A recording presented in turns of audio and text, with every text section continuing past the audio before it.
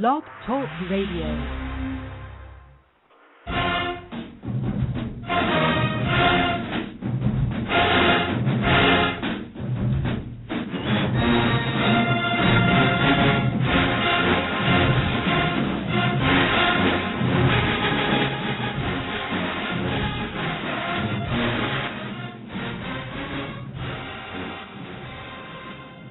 Behold, how good and how pleasant it is for brethren to dwell together in unity. This is Choppin It Up, brought to you by the Marching Podcast and Blog Talk Radio. I'm your host, Joe Beard, and happy to be of service to you today. Today is August 26, 2012, 3 o'clock on the West Coast, 6 o'clock on the East Coast. Today is a very special day, and I want to send a special shout-out to my wife, Adriana. Today is our first wedding anniversary, and I would like to say Feliz Aniversario a la mejor esposa del mundo. Happy anniversary to the best wife in the world. Today we chopped it up with Tim Hinton. Tim Hinton is a composer and arranger, writing for concert bands and marching bands. And he is part of the host team for the Marching Roundtable. I found Tim from our last week's guest, Christine Katzman, and I want to make sure I said Katzman. I was not even recognizing that I was actually putting an R in her name. She told me after the interview, and I was like, really? And then after I listened to it, I realized I was. So, yes, Christine Katzman from Halftime Mag, she pointed me to the website, and I immediately, I think that's Tim calling on another line here.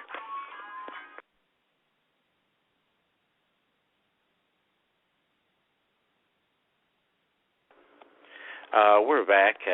Probably getting some, I think we'll have Tim on the line here shortly.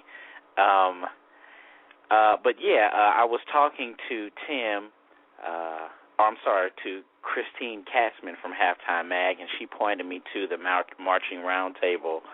And I started to listen because, you know, that's how I actually got this started. I was looking for something about college marching bands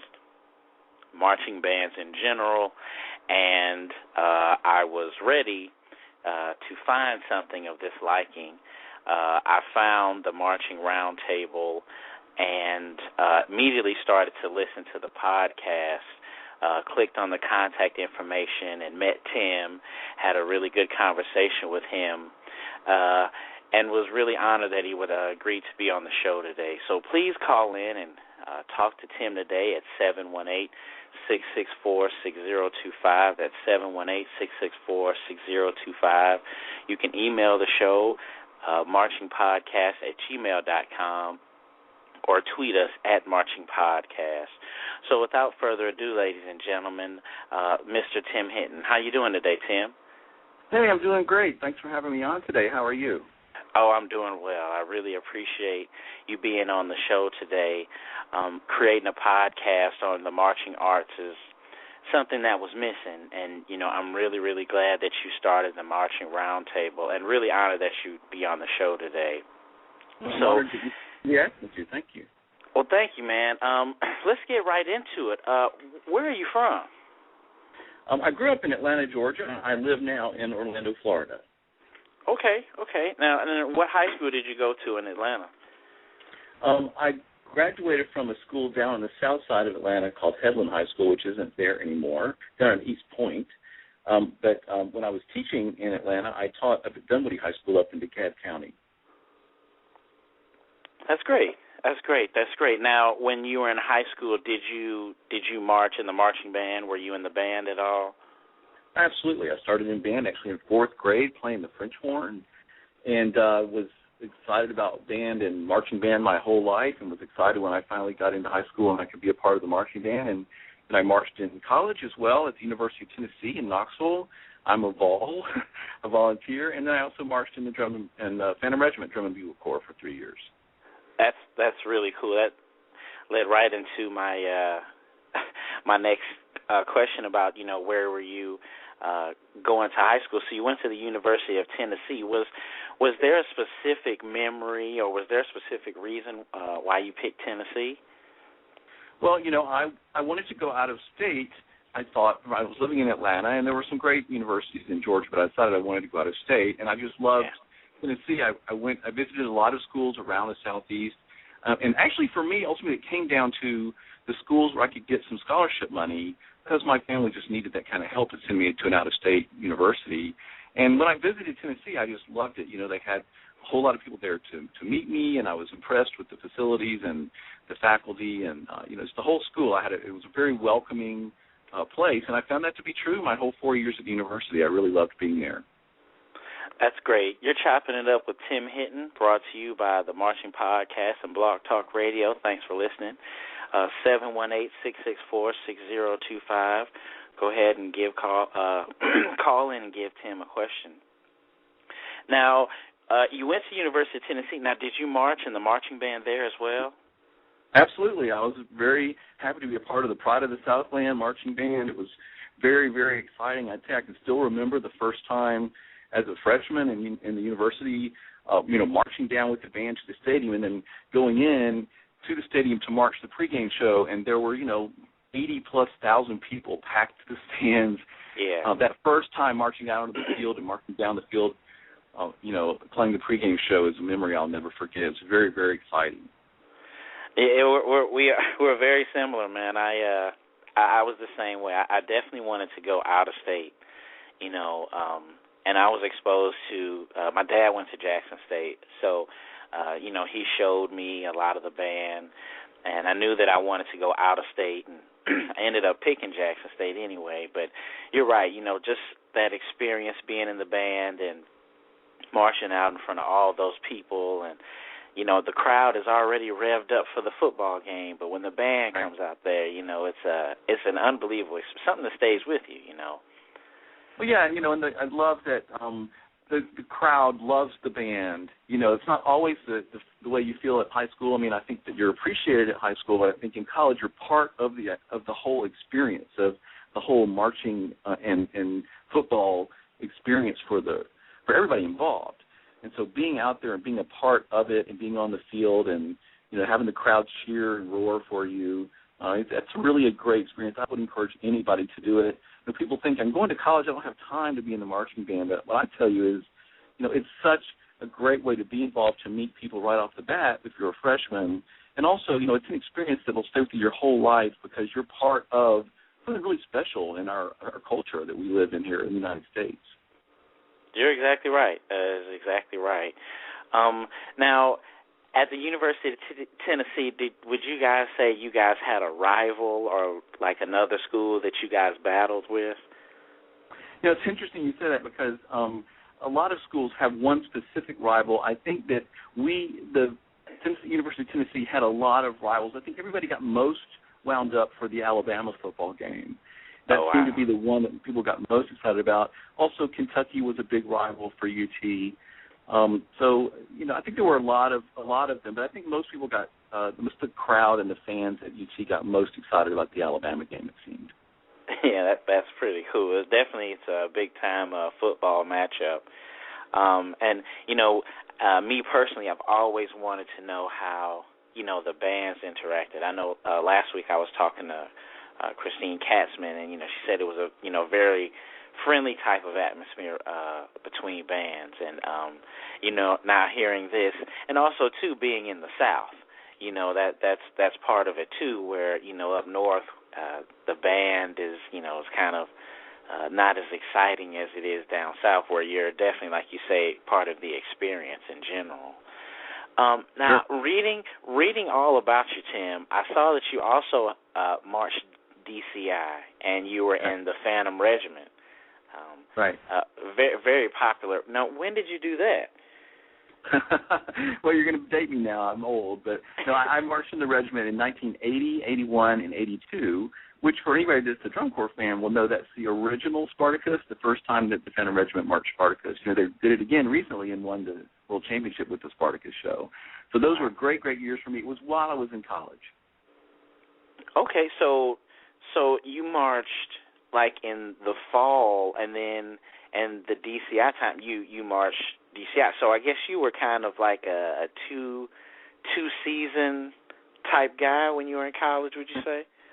Yeah, I think so. Drum corps typically have like different winter camps where you go off for the weekend and get together with the other people in the corps, and then you typically, after your spring semester's over, you move in with the corps, usually end of May, and then you're with the drum corps all summer. And, of course, there's that really crazy experience where you spend the whole summer with your drum corps experience marching around and traveling the country, and then literally you finish DCI finals on Saturday night, and for very, very many people, they're back with their college marching band on Monday.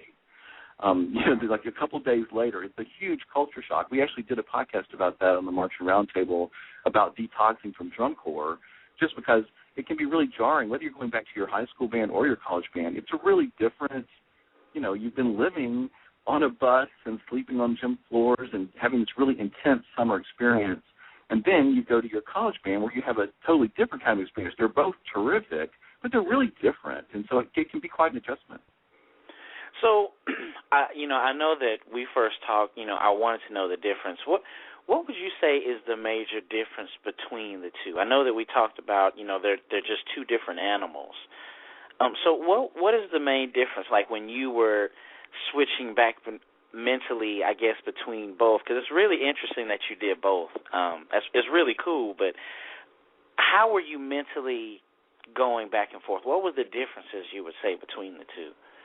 Yeah, they're really different animals, and I think they're both great animals. Like we all love giraffes and we all love tigers, but they're so different. They're both beautiful. I think that the main difference is just the intent of the activity, the whole reason it exists, and the people that are in it and why they're there. I think one of the great things about college marching bands that I always encourage people to be a part of it is that you have this great performance experience, and people take it seriously. They want the performance to be good. The rehearsals are hard work, but ultimately, a lot of the people in a college marching band are there for social reasons, just to be a part of it. They're not super hardcore. When you get into drum corps, you get more into people that are almost like the really serious gung ho people. If you're willing to spend all summer marching around with a bass drum on in the hot sun, it's 100 degrees, and you're marching at 180 beats a minute, and you're doing it over and over and over, like that's hardcore. So I think that the people at drum corps tend to be a different kind of animal. They're more serious about, the activity, as opposed to college marching band. It's more about being a part of the experience, being a part of the game, it's more about entertainment and being there for the crowd. Drum corps are very entertaining, and they think a lot about entertainment, but ultimately it's much more about sort of perfecting an art form. I think the sort of approach of it is different that way. Definitely. And I know that when I first started this, I had a show where I talked about, competing, and I wanted to have I wanted the discussion brought up, like, hey, why don't these college bands, have records? And talking to you and just talking to more people, I definitely see the need for both and how they are separate, because like you said, you're a part of that football game, whereas deciding on records for the game, it does take away from the experience in some degree, and that's why I think people get into DCI so they could have that competition experience. 718-664-6025, 718-664-6025. You're Chopping It Up with Tim Hinton, brought to you by the Marching Podcast and Blog Talk Radio. Thanks for listening. I definitely want to get into the Marching Roundtable, but right fast, what was your major in college? Oh, I was a music ed major. I wanted to be a band director, and I actually was a high school band director for 10 years. I loved band, I loved music, I loved teaching, and so when I was in school, I loved marching band, I loved playing my French horn, I was a drum major of the band, and I loved conducting, so it just seemed like the perfect career track for me. So I was a high school band director for 10 years, created my shows, had on my own marching band, did the whole football thing and the concert band, of course. And then eventually I moved into my new career, which is I always wrote shows for marching bands and arranged music for marching bands, and so I ended up doing that full time after I decided to stop teaching. So now I have a new career the last 13, 14 years where I've been creating marching shows and writing music for marching bands. Wow, and that's really cool. And I'm sure that you really enjoy that. I guess that's your natural calling, would you say? Yeah, I really love it. I love the creative part of it. You know, I feel like I'm a designer, and I've always been a designer. Even back in high school and when I was in college, I was still arranging and helping write shows for my old high school marching band, and I loved the whole creative process of it. You know, to me, the excitement of having an idea for what a show might be, what might the music be, and then, you know, taking all the months to write it and figure out what colors is going to be and what are the costumes going to be, and putting a whole show together is great fun. And then, of course, you get the great payoff. I think all college students and directors love the idea of the payoff. You know, you spend all this time designing and writing the drill and arranging the music and teaching it to the students, but you have this great payoff of seeing the show come to life. You know, particularly if you're a director, you can sit up in the stands, this thing you've worked on so much, there it is coming to life, and seeing the audience react and love it, respond to it. It's a thrilling activity and very rewarding in that way. Definitely. I'm sure it is. I mean, just being a part of a show and watching it, you know, just watching the band tapes, you know, just thinking like, hey, that's someone designed that, and actually, I'm definitely sure that's rewarding. Now, how did you start the Marching Roundtable? Because I have to say, I'm a new fan. You know, you came along right around the right time, because that's when I found you, and you're on my list of iTunes now, and I have to tell you, hearing Joe's voice, I miss the accent because it reminds me of the South so much. But just hearing his accent is really funny. So how did you? I'm sorry. Go ahead. Joe Alfin, he's in Kentucky, and well, I'll tell you what happened is we were sitting around grousing because we you know, as everybody does, everybody's a Monday morning quarterback, and I'm sure people do this with college band show too. When it gets, you know, it's not necessarily competitive, but everybody wants their band to be the best. Or I didn't really like this song. Why did they play that song? Or why did the girls wear that? So we do a lot of that. And there was in the 2010, at the end of the drum corps season, a lot of us sat around grousing about some things we didn't like about this show, or why is this going on in the activity? Gosh, we wish there was something we could do. And we said so many times, and Joe Allison, who is one of the hosts of the Roundtable, he and I would have these conversations, sharing emails and Facebook messages back and forth, like, why is this going on? And, there's not really a place where anybody can talk about these difficult issues. And so we decided, and then our one of our hosts, John Bogenschutz, came to me one day and said, have you ever thought about, we should maybe do a podcast? So the first thing we did was we figured, well, there has to be one. There's everything on the internet you can imagine.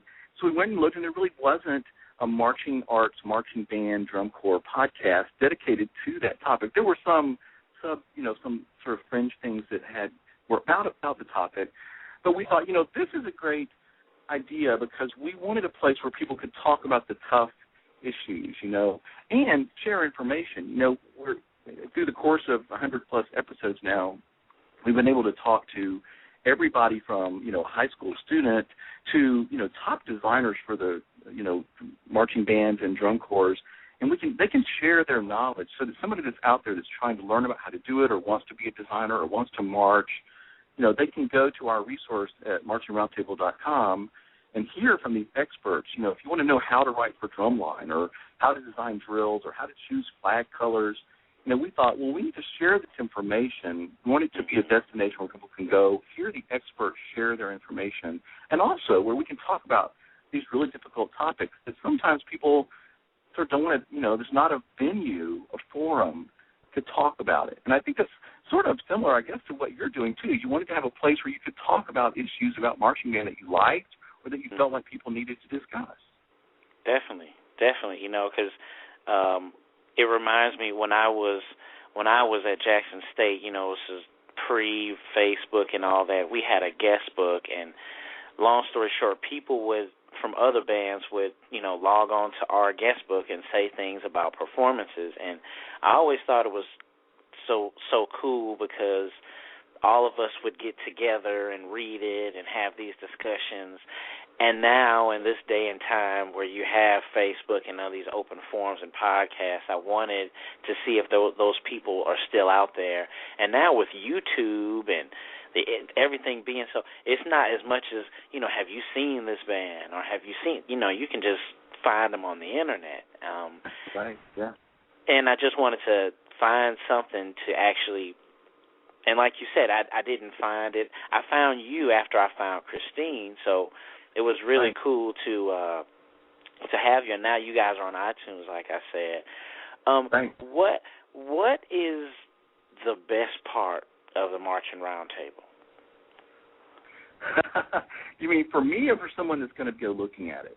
Well, for you. I mean, since you put this together and actually got this started, what would you say is the best part looking back after your 100th? Because I've listened to the 100th episode. What would you say is the best part now?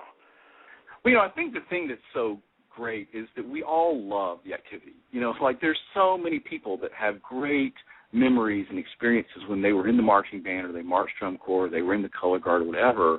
And so there's so many people out there that love it. And I think the greatest thing for us is that we've been able to talk to so many, really, really talented, passionate, dedicated people that have been out there for years. Today I was just sitting here editing. We did a podcast that's going to be out very soon with percussion legends, people like Mike Back and Ralph Hardiman, who wrote for drumlines and taught drumlines back in the 70s and 80s and 90s, and they're responsible for big changes in the way that percussion lines have performed on the field over the years. So getting to talk to those people and hear from them directly and hear them share their knowledge and their experiences, that's just incredibly powerful. And the thing we came away from, and if you listen to that 100th episode, you'll know that we said this there, is that we were so impressed how great everybody is. Everybody's just great people, and they care, and they really mean the best. So even somebody that we're sitting around frustrated about, we didn't like this show choice, or why did they play that piece of music, but ultimately everybody is for the kids, everybody's for the students, for the activity, and the passion and the love they have for it is just so great to get to talk to them experience. It's really, as you've talked to people, it really gives you faith and renews your own feelings and your love for it, because there's a lot of people out there that really care. You're right. What year would you say you officially started the Marching Roundtable? Our first episode was sometime, it was very early in March 2011. So about a year and a half ago now that we started it. And it's interesting, early on, we were thinking, okay, if we can do a podcast every 2 weeks and do that, regularly, I thought that would be really a great accomplishment, and it would have been, because we didn't know how much time it was going to take or how it was going to go. And so, the first few we did every 2 weeks, and then for some reason, we did one a week for a while. And, of course, now we're releasing 2, sometimes even 3 a week. But every Monday and every Thursday, there's a new podcast at marchingroundtable.com or on iTunes at Marching Roundtable. And we're real proud of the fact that we've been able to put out so much information. And it's something for everybody, too. If you're somebody that's into drums, you don't have to listen to somebody talk about right drill if that's not interesting to you. But there's tons of great podcasts with people that teach drums or write for drums, and same with color guard or visual or brass playing or whatever it is you're into. We're trying to have information for everybody. Is there a frustrating part of the Marching Roundtable? Is there something that makes you pull your hair out about running the show, or? Yeah, well, it's like any job has things that are hard and are challenging, and it's mostly about communication. Just getting hold of people and getting responses to emails. It's not that people aren't good about it. It's just it takes a lot of time to organize it. And every now and then we'll have some issues with. We do our recordings on Skype, and everybody calls it on Skype, which is a fantastic tool. But every now and then there'll be some frustrations with the connections, and people can't hear each other, or it breaks up, or whatever. So sometimes there's some technical issues. But really, it's been a great experience. It just takes a lot of time. It's, as you found, I know with your new venture, we did a calculation one time. We found that it can take up to 5 or 6 hours for us to produce one podcast that we release, when you add up all the time of recording and editing, and then our editor goes and adds the music and fixes things and edits things in and out. And it's a long process, but we really felt like it's worth it. A lot of people have been responding and saying they appreciate the resource. And we're especially finding a lot of like college professors and college students who are going to be marching band directors. They love having this resource where they can go hear somebody talk about specific topics they need to learn about, and it's always there as a resource. That's what we're hoping for, is people can always go there, find resources, and find podcasts that'll help them be able to do their job. Yeah, I mean, it's actually, it's actually inspiring me and the things that I'm doing. You know, I have a brass practice show, percussion practice show, and, we have the discussion show, and then we have the interview show, like, where we highlight people like you. And then listening to your shows, you guys talked about Florida A&M.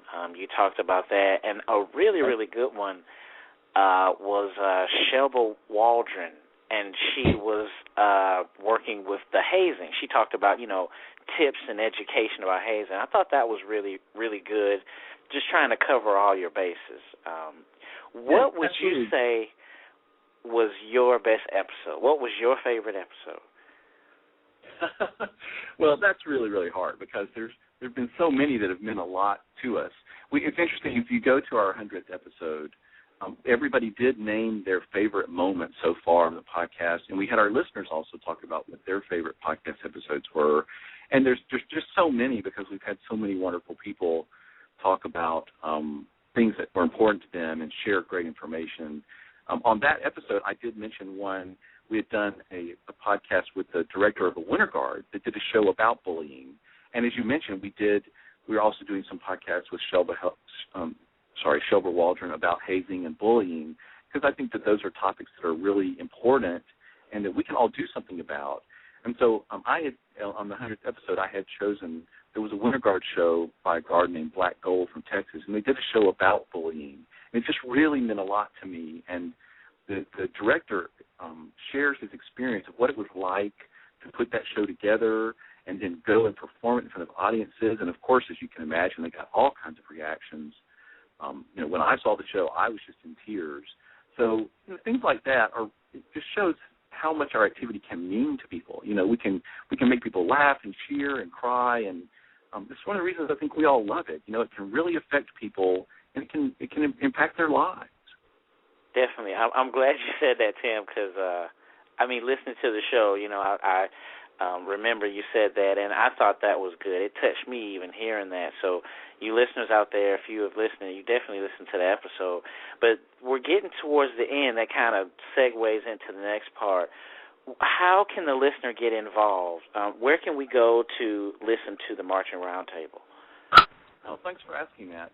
We have a website, which is marchingroundtable.com. If you just Google Marching Roundtable, and roundtable is one word, I think no matter how you spell it, it'll get to our site, marchingroundtable.com. When you get there, all the podcasts are listed. They're by category, or you can go back to the archives and look at all the different ones, or you can, if you want to hear a certain person talk, you can just put their name in.